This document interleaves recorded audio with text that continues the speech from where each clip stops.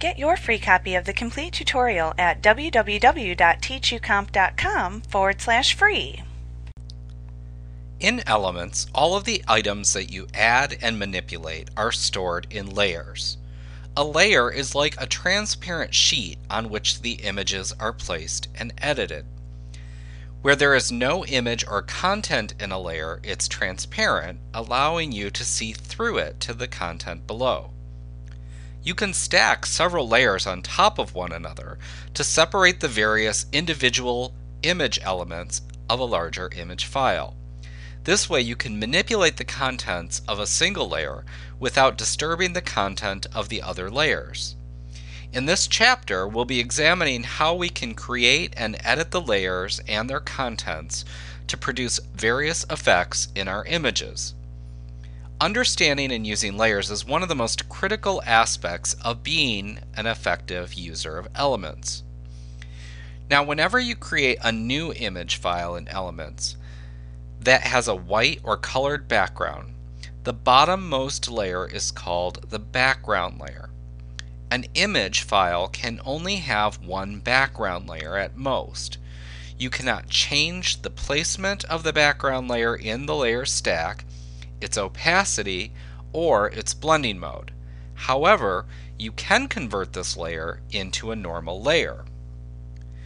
If you create a new image with a transparent background, then the image file does not have a background layer.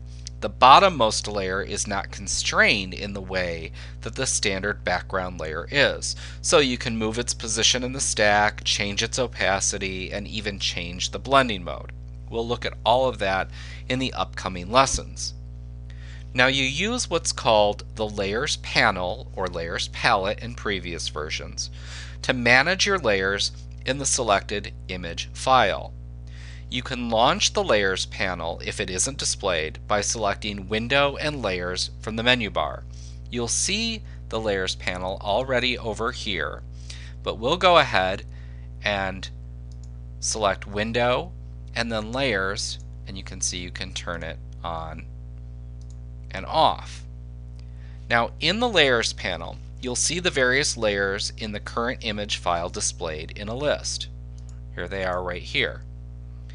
Now, just as with your other palettes and panels that you've seen, this panel has a Panel Options button that you can click to view the options for the panel in a pop-up menu, located right here.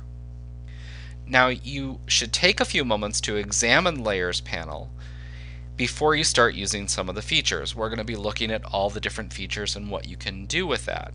Now, in version 8.0, the Layers window and panel that we see here has a lot of the same features as previous versions, but some of the features have moved to the bottom of the window, such as lock and transparency, and we'll take a look at all of those features in the upcoming lessons.